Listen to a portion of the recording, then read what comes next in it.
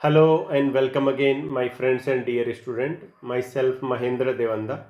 आज के इस वीडियो में हम बात करने वाले हैं laboratory methods of studying animal behaviour, यानी प्रयोगशाला में जंतुओं के व्यवहार में कौन कौन सी विधियां प्रयोग में ली जाती है उसके बारे में हम चर्चा करने वाले हैं।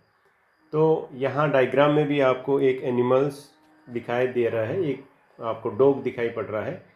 तो इसको एक पिंजरे में रखकर एक्सपेरिमेंट किया जा सकता है। तो एक प्रयोगशाला में रखकर इसके बिहेवियर का हम अध्ययन कर सकते हैं।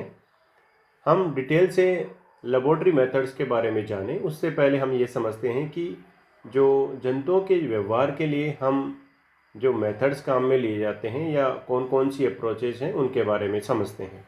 यानी मेथड्स ऑफ स्टडिंग बिहेवियर के लिए कौन कौन सी विधियां प्रयोग में ली जाती है। सामान्यतः हम लेबोरेटरी मेथड की भी बात करेंगे, लेकिन उससे पहले हम जनरल वे में समझते हैं। The most accepted methodology was propose Altmann.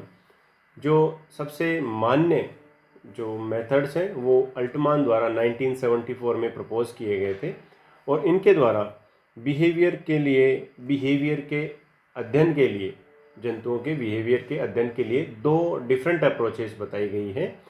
First जो है स्टडी इन वाइल्ड, जिसको हम इन नेचुरल हैबिटाट भी कह सकते हैं, यानी जंतुओं का उनके नेचुरल हैबिटाट में या उनके जो वाइल्ड हैबिटाट है वहाँ की अध्ययन किया जाए, जिसको हम एनवायरनमेंट और उसकी इकोलॉजी से हम जोड़ते हैं, यानी उसके पर्यावरण से और उसकी इकोलॉजी से हम इसको जोड़कर फिर पढ़ते हैं, जिसमें कई विधियाँ आएगी, इनको हम देखेंगे। स्टडी इन लेबोरेटरी में अध्ययन कर सकते हैं, या जिसको हम एक्सपेरिमेंटल मेथड्स भी कहते हैं, यानी जिसमें हम एक्सपेरिमेंट डिज़ाइन करके फिर हम जंतुओं के व्यवहार का हम अध्ययन करते हैं। जो एक्सपेरिमेंटल मेथड है जिसको हम लेबोरेटरी मेथड कह रहे हैं वो ब्रेन और उसकी फिजियोलॉजी से रिलेट होता है, क्योंकि जब हम किसी व्यवहार को सीखते हैं तो वो हमारे ब्रेन से रिलेटेड होता है और उसकी फिजियोलॉजी से संबंधित होता है। तो सबसे पहले हम इसमें देखते हैं स्टडी इन वाइल्ड और इन नेचुरल हैबिटाट, यानी जंतु के जहाँ पर वो रह रहा है, वो चाहे बायोस्फीयर रिजर्व हो सकता है, चाहे सेंचुरी हो सकता है, कोई भी प्रोटेक्टेड एरिया हो सकता है, या जो आउट ऑफ प्रोटेक्टेड एरिया जो उसका नेचुरल हैबिटाट है उसमें आप स्टडी करना चाहें तो कौन कौन से आपको मेथड्स काम में लेने हैं उसके बारे में। तो यहाँ पर 6 मेथड जो बताए गए हैं उनको हम देखते हैं, जिसमें सबसे पहले है ad libitum sampling method, second है focal animal sampling method, third one है scan sampling method, then all occurrence sampling method, fifth है sequence sampling method and sixth है ऑल 1-0 सैम्पलिंग मेथड। यानी यहाँ पर ये 6 जो मेथड दिखाए गए हैं ये वाइल्ड में, जंतु के वाइल्ड में जब हम अध्ययन करते हैं, उनके व्यवहार का अध्ययन करते हैं, तब ये प्रयोग में लाए जाते हैं। इनके बारे में हम डिटेल से पूर्व वीडियो में जानकारी प्राप्त कर चुके हैं, इसलिए इस वाले वीडियो में हम लेबोरेटरी मेथड्स के बारे में देखते हैं कि लेबोरेटरी में अध्ययन करने के लिए कौन कौन से मेथड प्रयोग में लिए जाते हैं।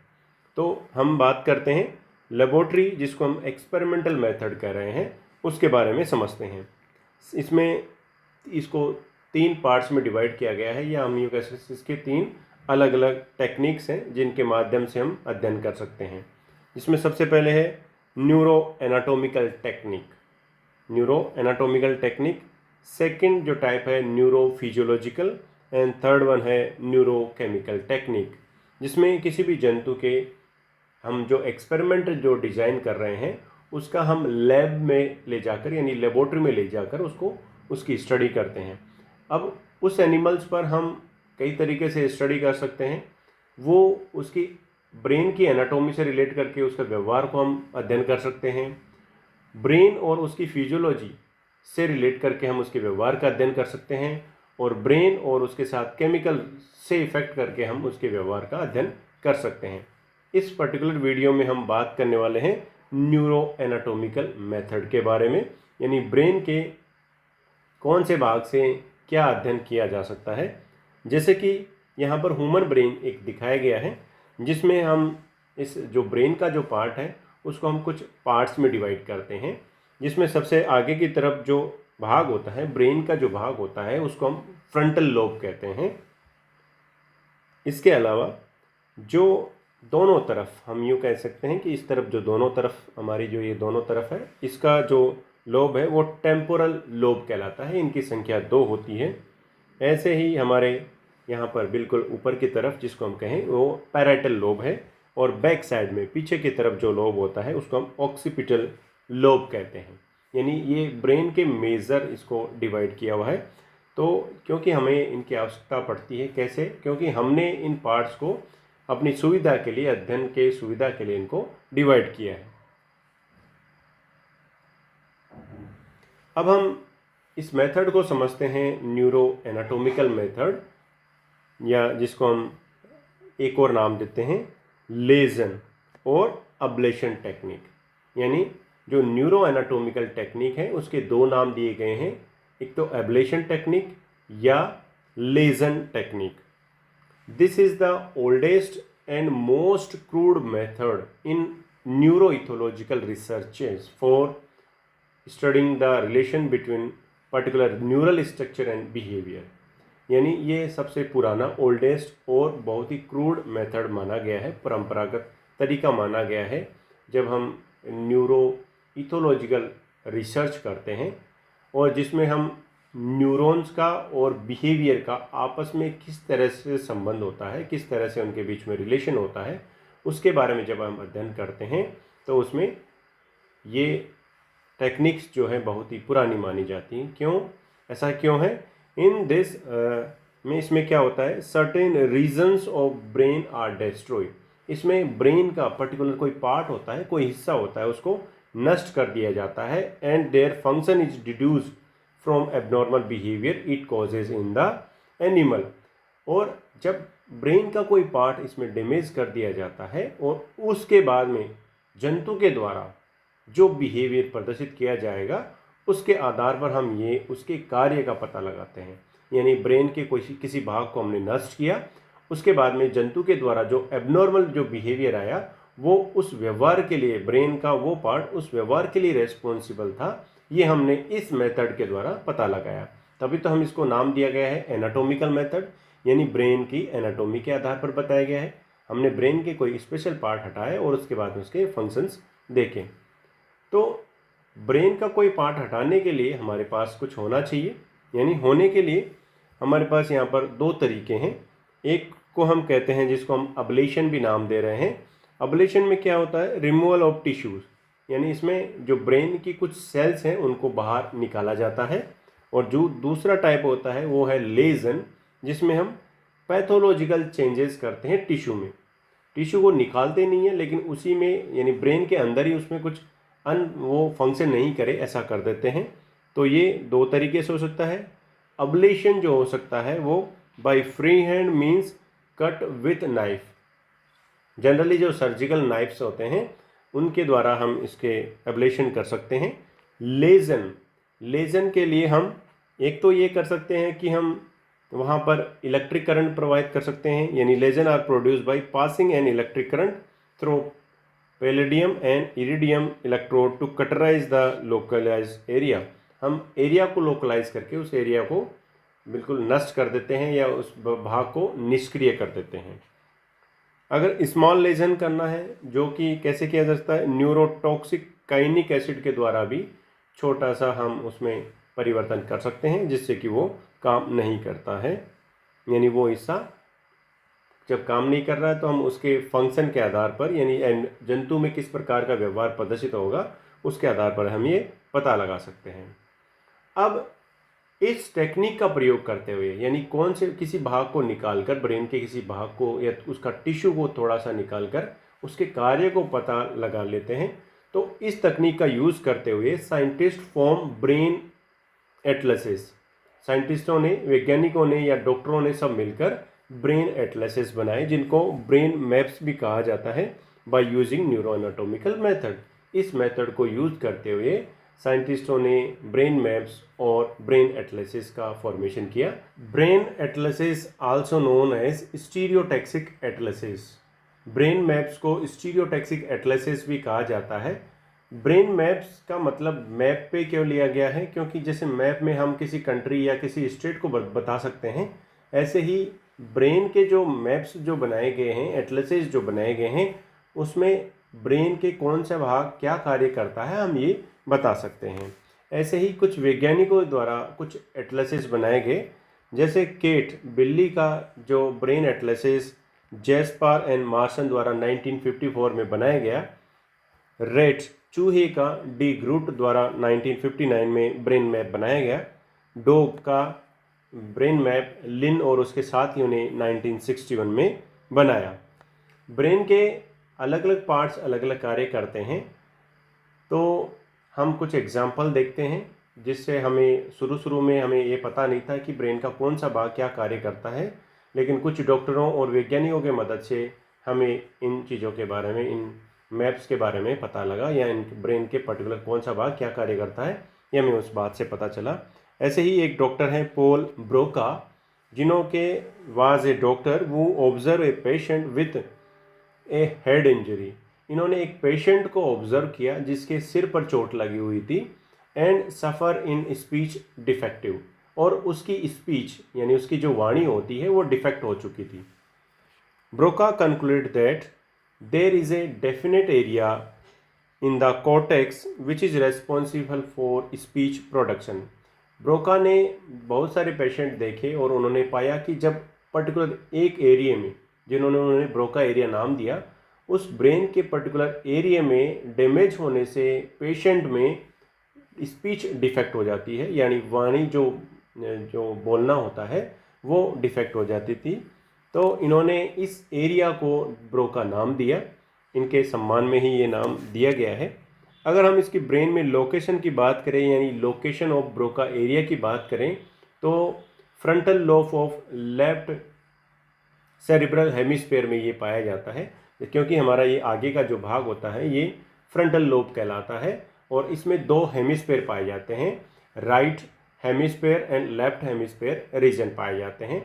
तो लेफ्ट हेमिस्फीयर रीजन में ये पाए जाते हैं, यानी ये जो ब्रोका एरिया जो लोकेशन है जो स्पीच के लिए रेस्पॉन्सिबल है, वो सेंटर यहाँ पर स्थित हैं। ये पॉल ब्रोका डॉक्टर्स हैं।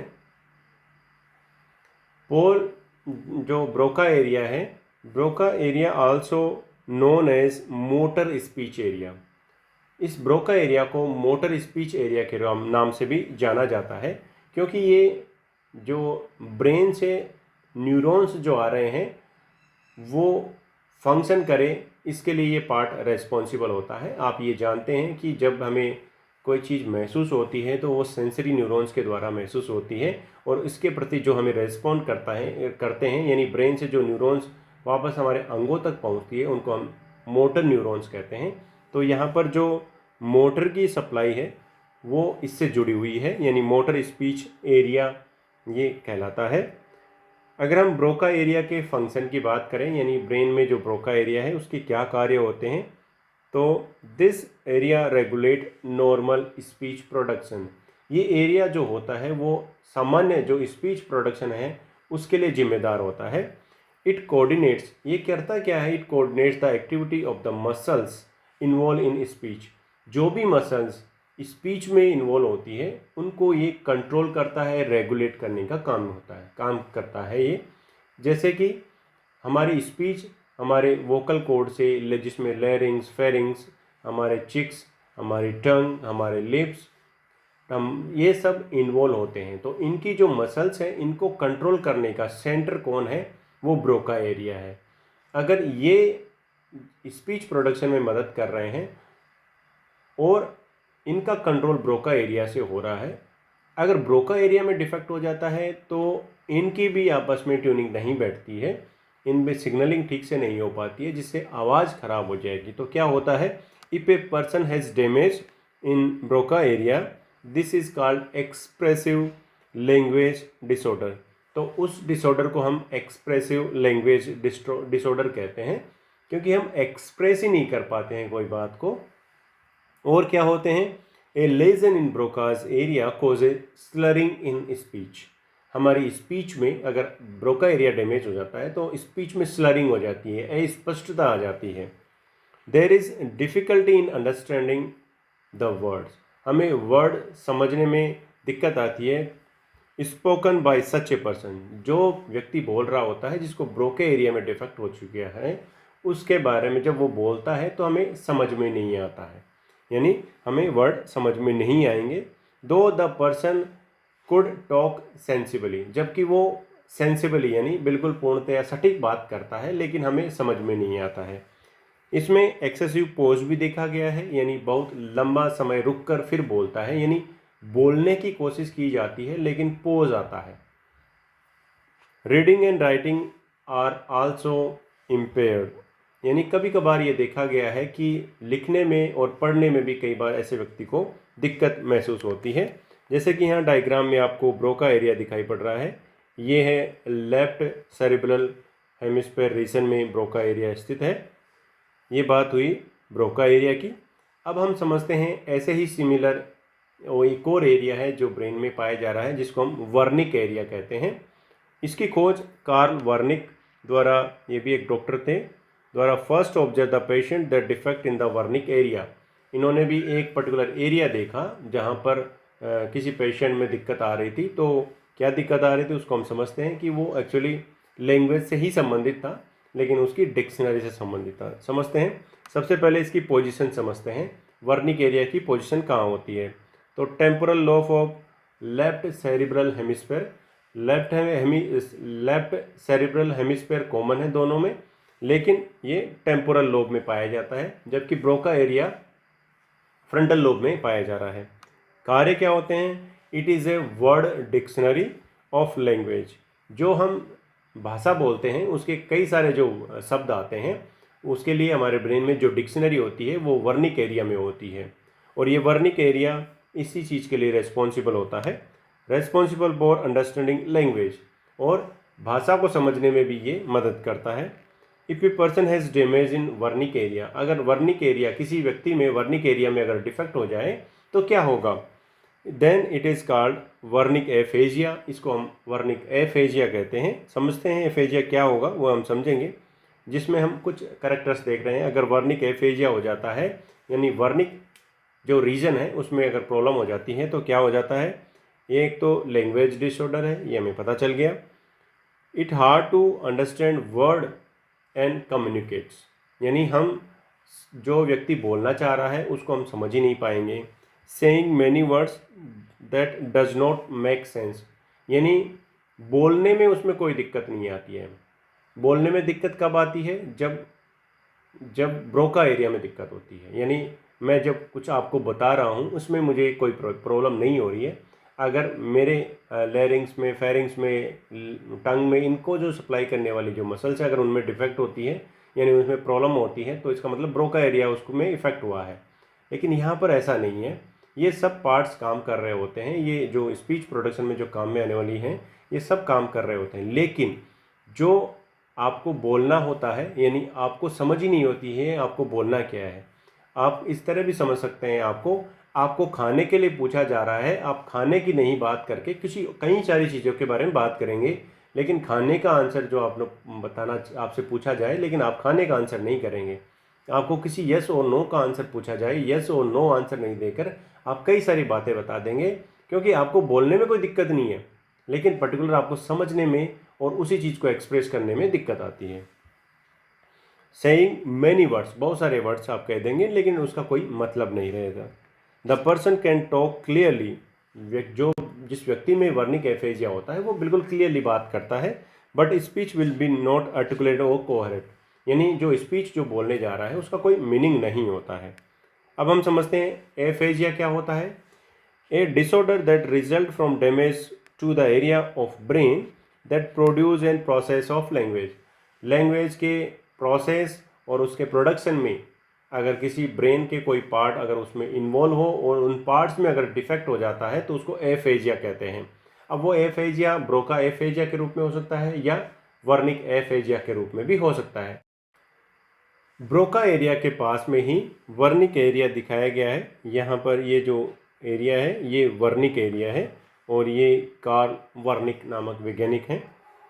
अब हम नेक्स्ट समझते हैं न्यूरो एनाटोमिकल टेक्निक्स के बारे में ही बात कर रहे हैं, कुछ और एग्जाम्पल के बारे में देख के हम समझते हैं। कुछ एक्सपेरिमेंट किए गए हैं उनके बारे में हम समझते हैं। Research monkey were subjected to choose between object of varying shapes and were rewarded by a banana for picking up a triangular one. एक एक्सपेरिमेंट प्रपोज किया था जिसमें रिसर्च मंकी पर वो एक्सपेरिमेंट किया गया, जिस रिसर्च मंकी को अलग अलग प्रकार के आकृति के कई सारे बॉक्स दिए गए।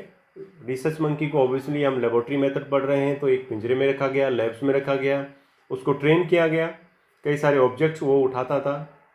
जब वो त्रिकोणाकार यानी ट्रायंगुलर कोई बॉक्स उठाता था तब उसको एक केला दिया जाता था या उसको खाना दिया जाता था। ऐसा उसने कई बार दोहराने से वो सिर्फ ट्रायंगुलर वन उठाता था जब उसको भूख लगती थी और उसको खाना मिल जाता था। ऐसा एक एक्सपेरिमेंट डिजाइन किया, यानी लर्निंग की ऐसी विधियां जनरेट की गई।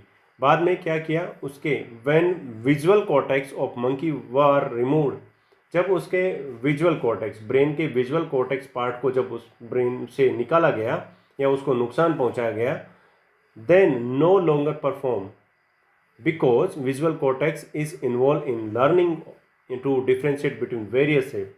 उसके बाद में वो जो मंकी है वो कई सारी चीज़ों को डिफ्रेंशिएट नहीं कर पाता है, क्योंकि विजुअल कॉर्टेक्स मतलब देख कर कोई चीज़ को, विजुअल कॉर्टेक्स ब्रेन का पार्ट है जिसमें विजन को देखने के लिए वो रेस्पॉन्सिबल होता है, यानी देख कर कोई चीज़ को पहचान सकता है। लेकिन उस ब्रेन के पार्ट को ही एक्सपेरिमेंट के दौरान नष्ट कर दिया गया, तो वो अब आपका जो सामने जो आकृतियाँ रखी हुई हैं उनमें डिफ्रेंशिएट नहीं कर पाता है। यानी विजुअल कॉर्टेक्स वो रीजन होता है जो आकृतियों को डिफ्रेंशिएट करने के लिए रेस्पॉन्सिबल होता है। तो ये ब्रेन की एनाटॉमी का पार्ट हो गया। ऐसे ही एक एक्सपेरिमेंट और डिज़ाइन किया गया जो टोड में किया गया। फ्रॉग के समान ही टोड होते हैं, लेकिन कुछ डिफरेंस होता है, लेकिन टोड अभी इतना ही समझते हैं हम कि टोड पर एक एक्सपेरिमेंट किया गया जो एक एम्फीबियंस होता है।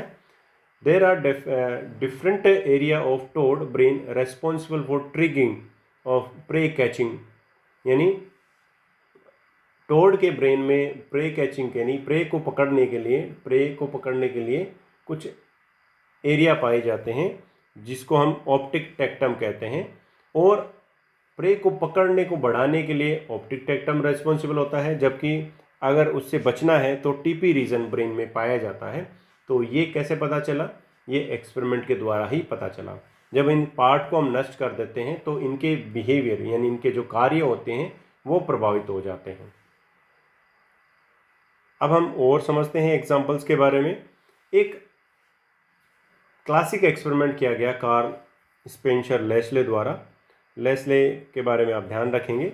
Using ablation technique to understand the neural mechanism in learning को समझने के लिए एक classical experiment Karl Spencer Lashley द्वारा 1938 में किया गया।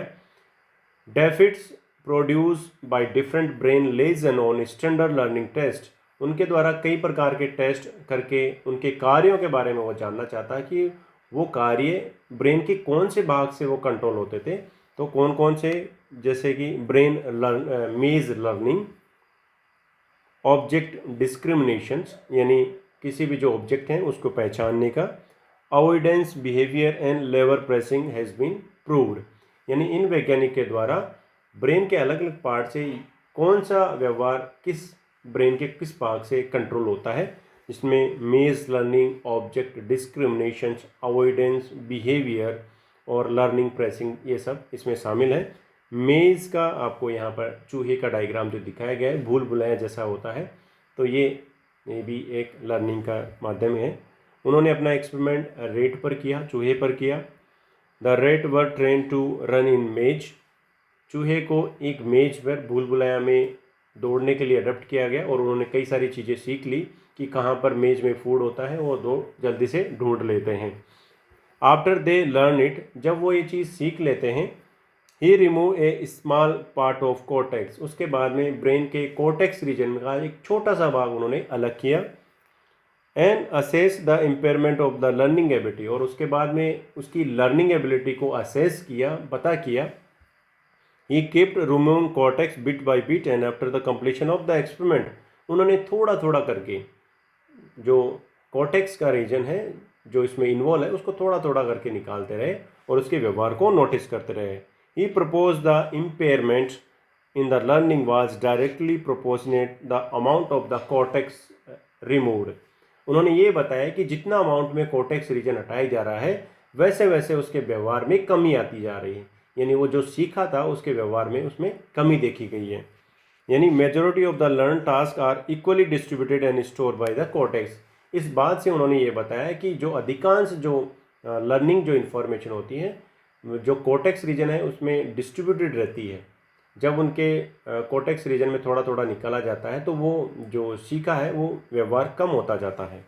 ऐसे ही इसके आधार पर उन्होंने लॉ ऑफ इक्विपोटेंशियलिटी का कंसेप्ट दिया था, और इसमें क्या है, complex functions of brain is reduce proportionally in that how much damage of the brain, यानी ब्रेन का कितना भाग निकाला गया है ये उसके समानुपाती होता है। अगर ब्रेन का भाग थोड़ा सा निकाला जाता है तो लर्निंग की प्रक्रिया भी थोड़ी प्रभावित होती है, यानी उसमें हमें कम तरह के डिफेक्ट देखने को मिलते हैं, लेकिन अधिकांश पार्ट अगर निकाल दिया जाए तो जंतु के व्यवहार में भी ज़्यादा डिफेक्ट देखी गई है।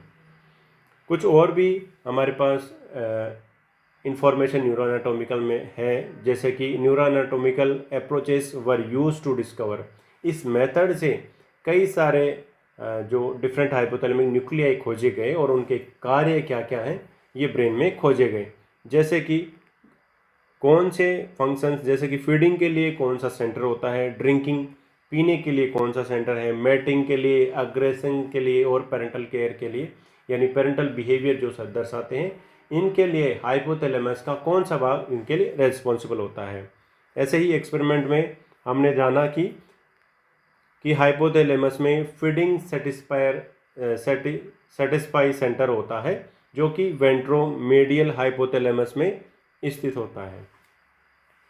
ये फीडिंग सेटिस्फाई सेंटर क्या है, इसके नाम से भी आज समझ सकते हैं कि जो हम फीड कर रहे हैं उसको सेटिस्फाई हमें ये महसूस कराता है कि आपका पेट भर चुका है, तो ये फीडिंग सेटिस्फाई सेंटर है और ये हाइपोथैलेमस में पाया जाता है। ये हमने कैसे पता लगाया, जब शुरू में वैज्ञानिकों ने एक्सपेरिमेंट किया तो इससे ये पता चला कि ये फीडिंग सेटिस्फाई सेंटर है जो कि ब्रेन में स्थित होता है और ब्रेन के हाइपोथैलेमस में स्थित होता है।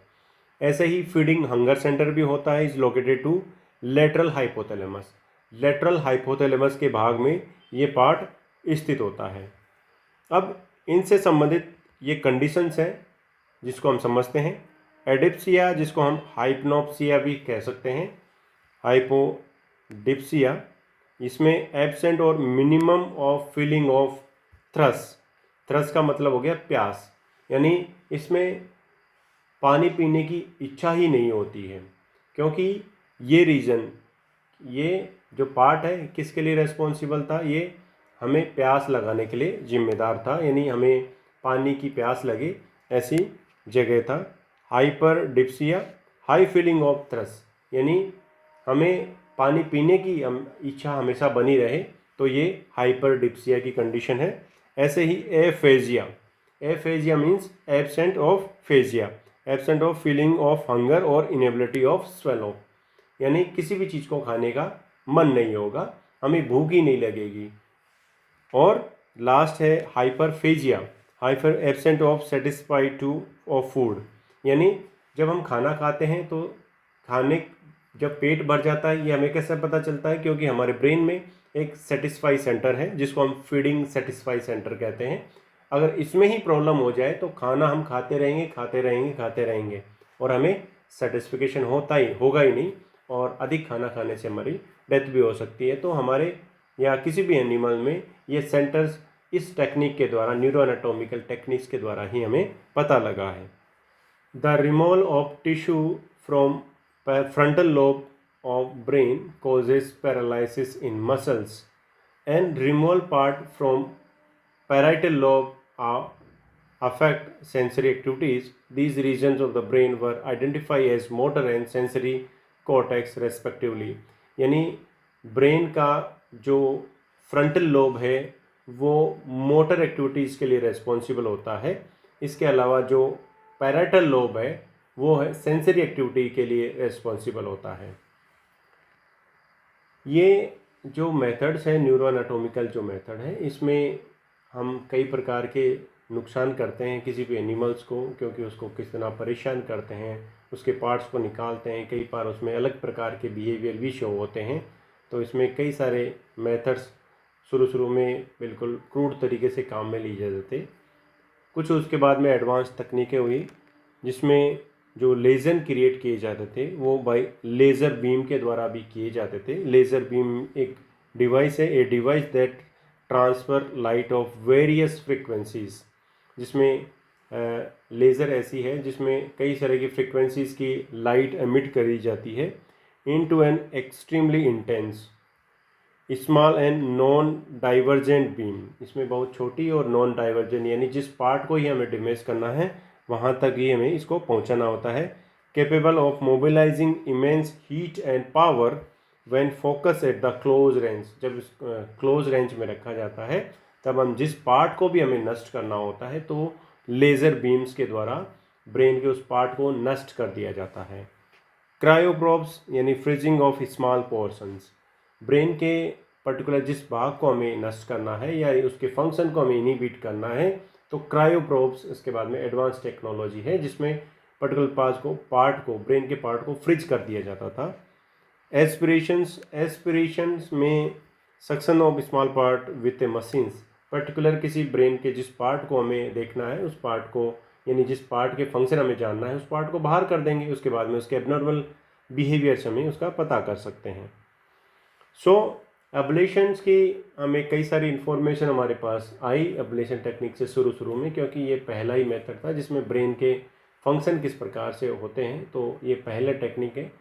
हालांकि इसमें कई सारी बुराइयां थी, यानी इसमें कई सारे की परेशानी थी, सो इस टेक्निक को ड्रॉप्ड किया गया क्योंकि when a particular part of the brain was removed surgically, जब एक सर्जिकल के द्वारा एक किसी ब्रेन के एक पार्ट को जब नष्ट किया जाता है, ए portion of surrounding brains tissue were also damaged. तो जिस पार्ट्स को हम नष्ट कर रहे हैं उसके पास वाला टिश्यू भी इसमें नष्ट हो जाता है। It is difficult to rule out where the impairment of the behaviour was due to specific part removed और due to damage surrounding tissue. यानी जब हम जिस पार्ट को हम नष्ट कर रहे हैं उसके आसपास का भी कई बार ये देखा गया है कि वो क्षेत्र भी नष्ट हो जाता है, यानी ब्रेन का वो पार्ट भी नष्ट हो जाता है। तो उस बात से हम पर्टिकुलर ये पता नहीं कर सकते कि वास्तव में क्या जिस पार्ट को हम निकाल रहे हैं या सराउंडिंग टिश्यू में जिस नुकसान हुआ है उसकी वजह से ये डिफेक्ट आया है। यानी हम डायरेक्टली फाइनली ये नहीं कह सकते कि पर्टिकुलर इसी पार्ट से यह फंक्शन कंट्रोल हो रहा है। तो ये इसकी कुछ कमियां हैं। Brain lesions animals should not take for more than one experiment due to error. यानी क्योंकि हम एक ही एनिमल पर जब ये काम कर रहे हैं तो एक एनिमल पर जब हमने एक एक्सपेरिमेंट डिज़ाइन कर चुके हैं उसके बाद में दोबारा उस एक्सपेरिमेंट करने के लिए, यानी दोबारा एक्सपेरिमेंट करना है तो हम उस एनिमल को काम में नहीं ले सकते। तो यहाँ पर एक एनिमल को एक बार में ही काम में लेते हैं। The brain represent a complex feedback system. ये हम वर्तमान में जानते हैं कि ब्रेन को कंट्रोल करने के कई प्रकार के फीडबैक मैकेनिज्म पाए जाते हैं।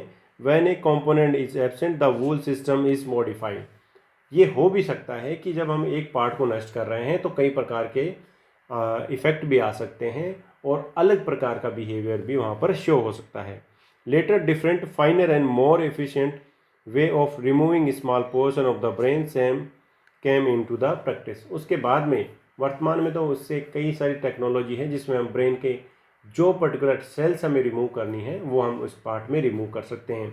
लेकिन इनिशियली ये टेक्निक्स हमें काफ़ी महत्वपूर्ण जानकारी इसने दी और हमारे लिए यूज़फुल बनी। तो हमें इस टेक्निक के बारे में भी हमें पता होना चाहिए, यानी न्यूरो एनाटॉमिकल मेथड्स में कौन सा पार्ट क्या क्या करता है तो हमें ये जानना होता है, हमें जानना भी चाहिए। जिसमें आज के जो आपने न्यूरो एनाटॉमिकल टेक्निक के बारे में पढ़ा उसमें हमें जो इन्फॉर्मेशन जो हमें ध्यान में रखनी है वो उसमें सबसे पहले कि लेबोरेटरी मेथड्स कौन कौन से होते हैं, वाइल्ड में स्टडी करने के लिए कौन कौन से मेथड्स होते हैं, ब्रोका एरिया के क्या कार्य होते हैं, वर्निक एरिया के क्या कार्य होते हैं, ब्रेन के कौन से पार्ट में कौन से कार्य कंट्रोल होते हैं, ये आपको पता होना चाहिए। नेक्स्ट है neurophysiological method of studying animal behaviour, यानी न्यूरो एनाटॉमी हो गया, अब है फिजियोलॉजी की बात। तो फिजियोलॉजी का जो ये टॉपिक रहेगा हम नेक्स्ट वीडियो में चर्चा करेंगे। उम्मीद है आपको वीडियो ठीक लगा होगा। Thank you.